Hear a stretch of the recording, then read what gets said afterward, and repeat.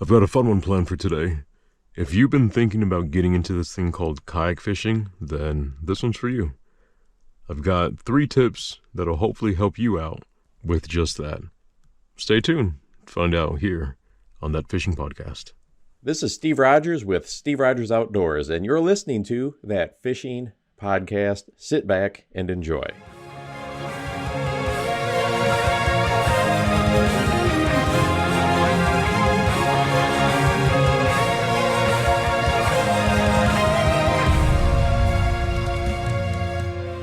Yo, welcome back to the podcast. Or if you're new, welcome to the podcast. We're here, That Fishing Podcast, and I'm your host, That Fishing Noob. Huh? See what I did there? Pretty good, right? Today's going to be a fun one, discussing things to hopefully get you up to speed and good to go in this area called kayak fishing. So I've got 3 big tips for you. But before that, real quick, I just want to take a moment of silence. The end of the year for me and for some friends that I know, some family, some friends of friends, it's just been rough. So just want to take a quick moment to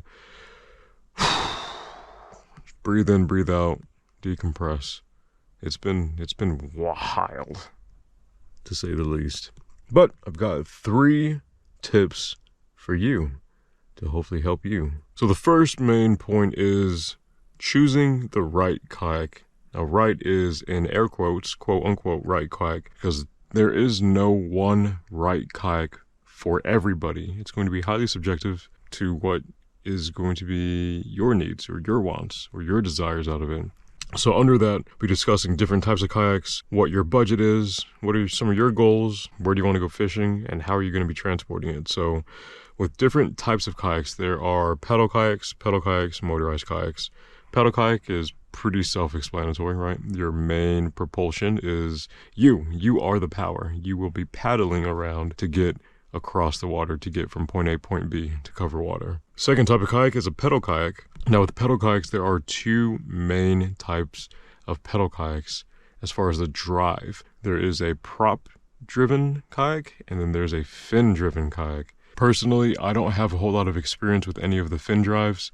I have an Old Town Sportsman PDL 106, and that is my first prop-driven kayak. So that is where all of my experience is in. But I have some friends that have Hobies, they have a fin drive, and from what I've heard from them, from the research that I've done, from the articles that I've read, the fin drive is a lot more efficient, and then you can also do like a pedal dance, so it can go more shallow because there's not a prop spinning around in circles that'll peg up into things. The fins will kind of just kick up as you're going over, let's say, vegetation, or if you're going shallow.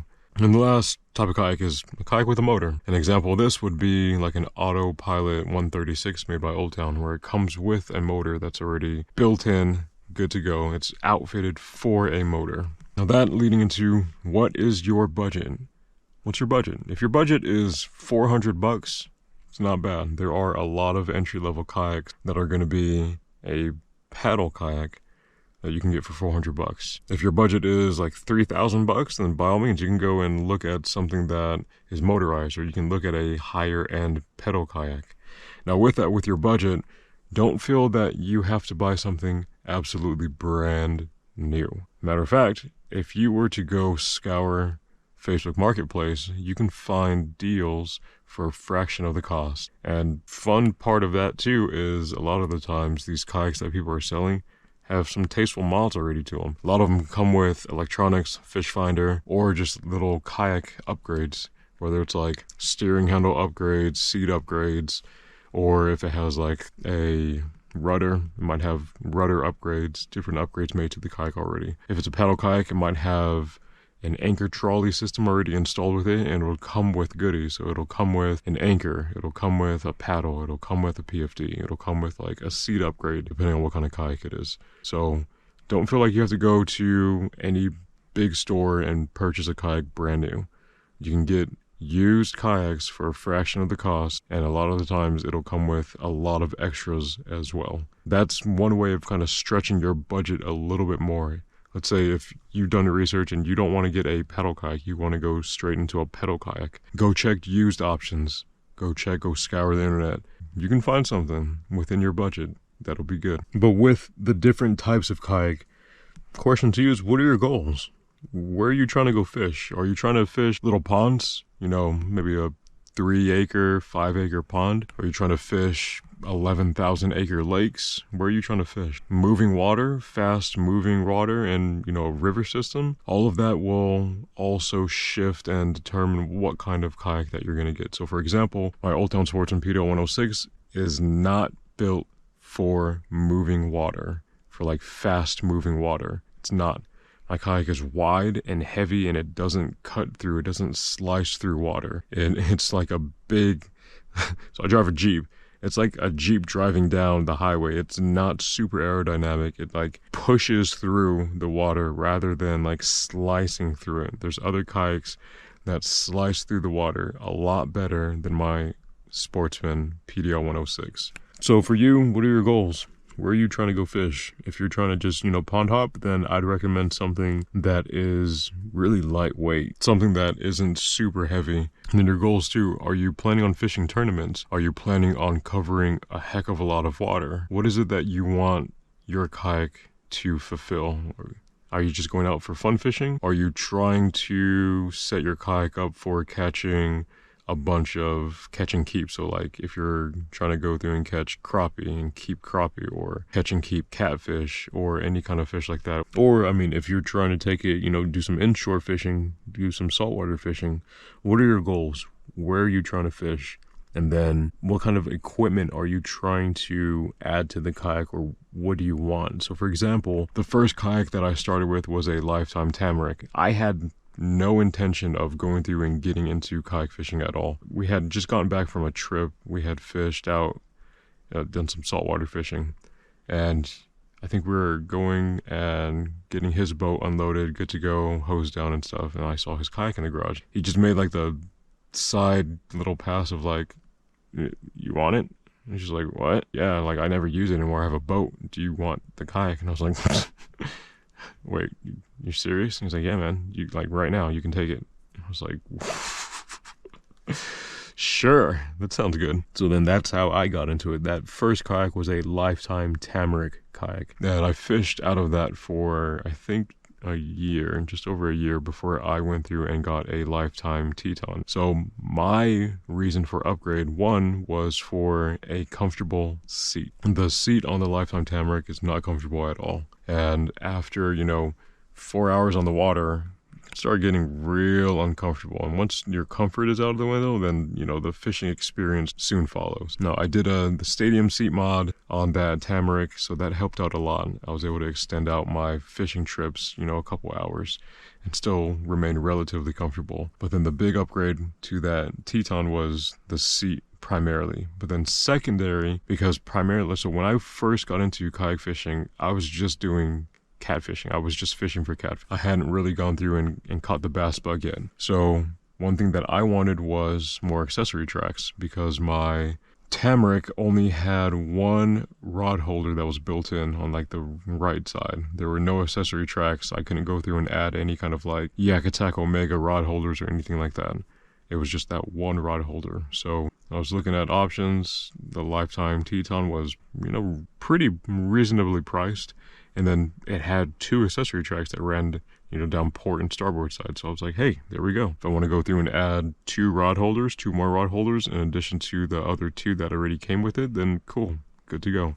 And then if I want to add any other random stuff to my accessory track, then, I have room for it, which is nice. So what are your goals? What's your vision? If it's just getting out there and getting on the water, then I would say you don't need a top of the line crazy kayak. Now, if you're like an avid angler and you're coming from the bass boat world, then yeah, it'd probably make more sense to go through and spend, $3,000 on one of the more luxury kayaks that have a lot of bells and whistles. So I went from a Lifetime Tamarack to a Lifetime Teton to now an Old Town Sportsman PDL 106. So my big goal for jumping up from that Teton to what I have now is I was planning on, at the time, getting into kayak fishing tournaments. And the big thing is I need to cover more water and do it more efficiently. So on a good day out of a paddle kayak, I can go through and cover, 5-6 miles, but it's going to be pretty taxing, especially by the end of it. If I was just paddling around, then it wouldn't be as bad. But paddling and fishing, especially if there's any kind of current, having to go through and make those micro adjustments, it's pretty taxing. And fishing for a full day, yeah, that can get real tiring real quick. By the end of it, I was just tired. So with my upgrade, I wanted something that was a pedal kayak, and I had been watching a ton of GB's fishing tournament videos, so that's where the whole idea of like a pedal kayak came from. And just the want of getting into kayak fishing tournaments and be able to efficiently cover water, and then also kind of like have this hands-free, I can still maintain a position, I can still adjust where I am or move forward, move backwards without having to go through and paddle myself around manually. And then as I got into it, there's a lot more bells and whistles, so like a spot to mount a transducer, has accessory tracks, forward-facing rod holder, rudder, all the other stuff, in-hole storage, lots of things like that were just icing and cherries on top. If you don't know where to start, then I just recommend going through and finding on Marketplace, you can probably find a kayak for $100. Find something that floats, something that'll get you out on the water, something that'll get your feet wet, so to speak, but not by flipping. That'll get you exposed to fishing out of a kayak. Because it's not for everybody. You might get out there and be like, I don't like it. I'm going to go get a boat. And that's fine. But if that's the case, then, you're only down $100 compared to if you splurge on, $2,000 kayak. Well, then that's, pretty significant of a price point. So if you're just beginning, or if you can't afford, a $2,000 kayak, find something on Marketplace that's cheap, that will float, that'll get you out on the water. And the last thing with that is, how are you going to be transporting your kayak? So if you are car topping it, having a heavy kayak, especially like a 14-foot, 12-foot kayak, is going to be a bit of a pain if it's super heavy. So my Sportsman is 10 foot 6 inches, Sportsman 106, and I think dry weight it's like around 84 pounds without anything on it, and I primarily car top it. So currently right now I have a system, and after a full day of fishing, 8 hours on the water, I have a system that is not completely draining to go through and load it back up on top of the Jeep at the end of a fishing day. So that's not something that I dread. So for you, if you have, a sedan and you don't have a roof rack or anything like that, and weight is an issue, then, or a big concern that you have, then getting something that is lighter. So my Lifetime Teton was 45 pounds. I can just go through, shoulder press that up, and then toss that on top of the Jeep, and it was good to go. It was, not a big deal at all. That's something to consider. How are you going to be transporting your kayak around? So once you've gone through and dissected choosing the quote-unquote right kayak, and you've decided, you put your finger on one, you made your purchase, went through and picked it up. Second thing is going to be prepping and then getting out in the water. So first thing, if you got your kayak secondhand and it didn't come with anything, no extra mods or anything else, first upgrade or first purchase that I highly recommend you make is a high quality PFD. Wearing your PFD on the water is absolutely important. So even if you are the most phenomenal swimmer ever, you can still get caught in some sketchy situations where having a life jacket, having a PFD, a personal flotation device, could save your life. It's better to be safe than sorry. Even if you are, like I said, the most confident swimmer, you're confident in your abilities, accidents can happen. And especially like if you're fishing in the cold, it saps the strength out of you. If you're bundled up, you're fishing out in the cold, and for some reason, something happens and you flip your kayak and you're hit with that cold water, I would prefer all of your strength be used to go through and get back out of the water and onto your kayak, rather than like having to tread water and then have, your strength be sapped away and then, the worst thing happen. That would not be good. So first purchase, go through, get yourself a high quality PFD and wear it. Second thing, if you have a paddle kayak, a lot of times they don't come with a paddle, but buy a paddle. Even if you have a pedal kayak or a motorized kayak, buy a paddle and bring a paddle.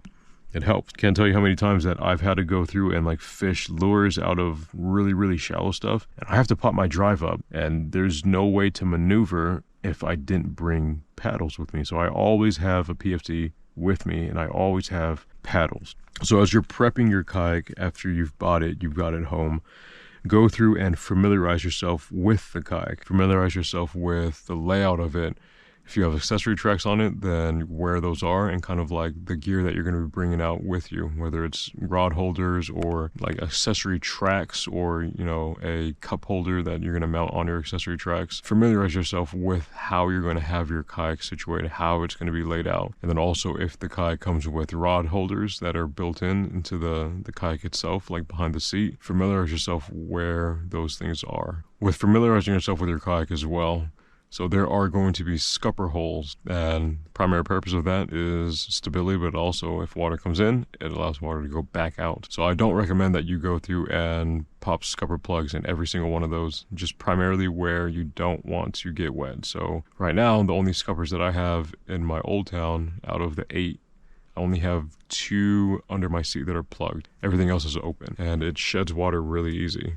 So whenever I go from sitting to standing, sometimes water comes in through the drive little area, the drive hole, and after I sit back down, or if I stabilize myself and step back a little bit, then that water is able to leave the deck of my kayak and just drain out through the scupper. If for some reason you do want to go through and put scupper plugs in like every single one of your scupper holes, then I recommend that you get the 2-way scupper plugs that allow water to still drain out even though the scupper, like the hole is plugged up. Another tip for your gear that you're going to bring with you, I recommend that you tether your stuff down until at least you get really, really, really comfortable on the water. But it'd be really sad if you had built up a small arsenal or small collection of rods and reels through your bank fishing adventures, or if you're coming from the bass boat world, it'd be really sad for you to go through and flip your kayak and then lose that gear to the bottom of the lake, to Davy Jones' locker. That would not be fun. So tether your valuables until you're familiar with your kayak, until you're comfortable out in the water. And I mean, on a calm day, it's pretty easy to be comfortable, right? But if you're fishing on a bigger lake that's going to have some boat traffic, be comfortable with that wake that's going to be coming through and rocking your kayak a little bit. Or if you're fishing when it's a little bit windy, have that in your memory bank of, all right, I'm comfortable in 7 mile per hour sustain. I'm comfortable in 10 mile per hour sustain, so I don't need to tether. Right now, I don't really tether much. I will tether my catchboard and I will tether my rods if things are looking pretty choppy. So the last time I was fishing a tournament in like 30 mile per hour gusts, and I tethered my stuff as I made it back to the boat ramp because things just got really, really choppy really quick. Like the lake turned into an ocean, and I was like, well, this is really sketchy. And if there's ever going to be a time that I flipped, it would be now. Thankfully, my old town kept me upright. I was good to go, made it back to the launch, made it back to the boat ramp safely, and I didn't lose anything, thank God. Whenever you get your kayak, I don't recommend that you sit in it on hard ground. So that could cause some hull damage. It could cause some premature wear because your weight isn't going to be able to be distributed across the whole bottom end of the kayak. It's going to be on those hot points or those high points. So if you do want to go through and like load up your kayak, rig it up how you're going to fish it, then at least put it on some kind of mat, some kind of soft matting, blanket or something to go through and help distribute out that weight if you really want to go through and sit in it on dry land. Next point down is knowing your limits and knowing your kayak's limits. So first, knowing your limits. You should know generally what kind of health you're in, what kind of like how much strength you have and your cardiovascular and like your stamina. Where that comes into play is planning out your fishing trips. So if you're planning on, you pull up Google Earth and you're like, I want to go hit this body of water and cover this much water to go fish this spot, then just take into consideration that you might be really tired if you cover a lot of water in a pedal kayak. So take into consideration the weather conditions, like how windy it's going to be whenever you are roughly planning on ending your fishing trip. And then if you're fishing rivers or moving water, so this might be common sense, might not be, but just in case it wasn't, go upstream and then fish downstream. So pedal yourself upstream and then float back downstream versus going downstream first for however long, and then once you're finished with the trip, having to fight the current all the way back upstream. I have asthma. I know that if I were to be pushing myself like crazy out on the water and cover 10 miles, that might not be good, especially if it was like super windy. So I know that I can't do that. I can't maintain 4.5 miles per hour for an extended period of time, because that's just going to like burn my lungs and I'm going to redline and it's not going to be good. Second part to that is knowing your kayak's limits.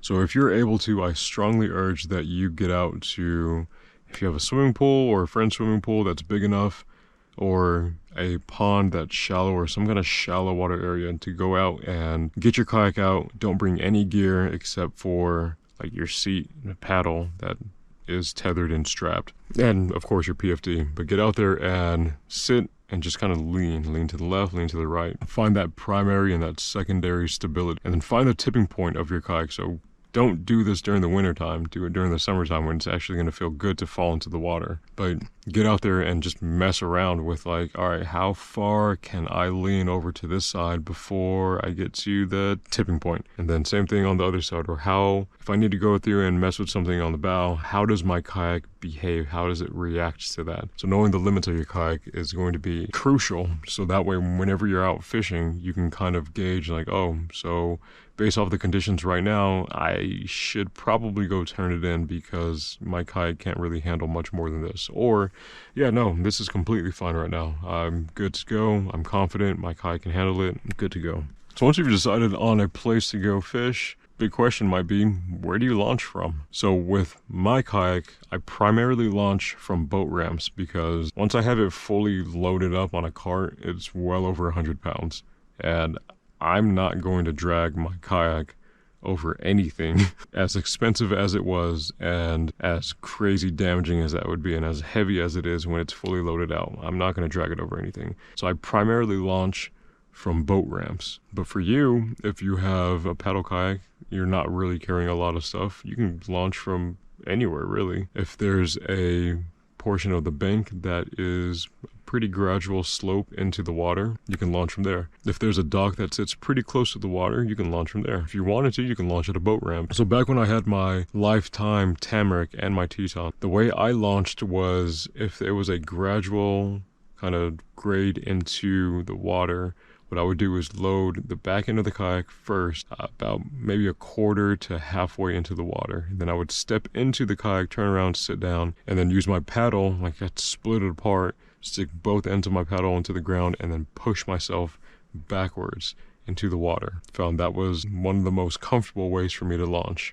But if I wasn't launching that way, or if there was a hard edge on the bank that dropped into the water, but the water level was high enough, then what I would do is I would have my kayak running parallel to that bank. I would squat down and then hold my seat. So if my kayak was on my left, I would squat down, and with my left hand, I would reach to the outside, like the farthest part of my seat. My right hand would be on the closest to me part of the seat. Hold that position with my hands, and then I would go and sit back into the kayak and then swing my legs over. That does take more flexibility and kind of the more initial trust of the first like plop down into the seat, but that is how I launched. But that's the fun thing about a kayak. So you don't need a boat ramp to launch. You don't have to be super extra like me and have, this crazy rig. You can go through and just plop it down wherever there is shoreline. And then our final last tip, number 3, have fun with it. The biggest thing is have fun with it. If you've been beating the bank and now you've made the purchase and made the steps towards getting a kayak and fishing from a kayak, it is going to be absolutely great because you can go through and access pretty much any part of the water. Compared to, if you're fishing from the bank, if there's heavy brush or like super, super high brush, you can't go and stand. I mean, I guess you could, but then you run the risk of getting bitten up by whatever is lurking in the high grass. But from a kayak, you can go through and anywhere. You're like, oh, that shoreline looks interesting. Let me just go all my way over there and fish it. Hey, that little random tree looks interesting, or this spot looks interesting. Let me just go over there and fish it. So you can access pretty much anywhere on the water, it's a game changer. Bank access is pretty limited, but kayak fishing, you can go anywhere. You can also go super, super shallow with a kayak compared to a bass boat. You can go in like a foot of water, less than a foot of water, depending on what kind of kayak that you have, comfortably, and access other parts of the water that other people can't access, especially bass boats. Bass boats will be able to get over to those spots. Fun thing too, something that I enjoy about fishing out of a kayak is it's more intimate. So with the bass boat, you sit up a lot higher above the water, but in a kayak, you're pretty much sitting like in the water. And for me, I appreciate that. It's a bit when I first started fishing out of a kayak, it was definitely a bit of a shock factor because I was like, I'm like sitting on the water right now, like inches above the water. What if there's gators? What if I get attacked? Fishing out here in Texas, we have gators. Not anything crazy like Florida or Louisiana, but we still have gators here. So I had that big moment of like, uh-oh. And I mean, so far so good. The gators haven't gone through and tried to do anything. They're pretty docile. But I had that moment of like, dang, I'm like really, really close to the water right now. But after that initial shock, that's one thing that I really appreciate, being that close to the water. Kind of being more immersed in nature like that, more immersed in creation like that. It's been really nice. Even now, when I'm going from one spot to another, or if I'm just, taking a breather, it's nice to just kick back and just soak in the abundance of nature from being out in the water in a kayak. Can't get that from a bank. There's something about the sound of moving water. So like the whole picture, birds chirping, maybe a light breeze blowing, and the sound of water, the sound of my kayak going and gliding through the water. There's something real surreal. There's something real serene about that. And just you wait. The first fish that you hook up on while sitting in a kayak is going to be wild. Enjoy the ride, because it's going to be a fun one, especially if you hook up on a good fish. I primarily fish for bass. Sometimes I'll go catfishing. And yeah, if you hook up on a good fish, you just enjoy the ride. Hang on, enjoy the ride. I think needless to say, after that, you'll be hooked. So all in all, as a recap, there is no quote-unquote right kayak for you. The right one for you is the one that is going to meet your needs, the one that's going to fit your budget, the one that's going to fish how you want it to fish. How are you going to be transporting your kayak around? Once you've chosen the kayak that you want, make sure to go through and go over it. Prep for a successful day on the water. Make sure you buy a high quality PFD and that you wear it, that you buy a paddle and you bring it. Familiarize yourself with the kayak, familiarize yourself with how you're going to have it laid out. Go through and put scupper plugs in the scupper holes that you want plugged. Tether your stuff down. And then ideally, before you get out on an official, like a for real fishing trip, go through and do a controlled flip test. Find out the limits of your kayak. Know your own physical strengths, know your own cardio, your stamina. Pick a good spot to launch from. And then the last thing, have fun with it. Kayak fishing is quiet, it's intimate, it's close to the water, it's nice. It's slower pace than running a bass boat. So take that, relax, enjoy it. And when you hook up on your first fish, let me know. It is going to be riveting. But on the topics of kayaks, real quick, if you do for some reason want to buy a new kayak, you don't want to go through and get something secondhand, then I recommend going and purchasing your kayak from Eco Fishing Shop.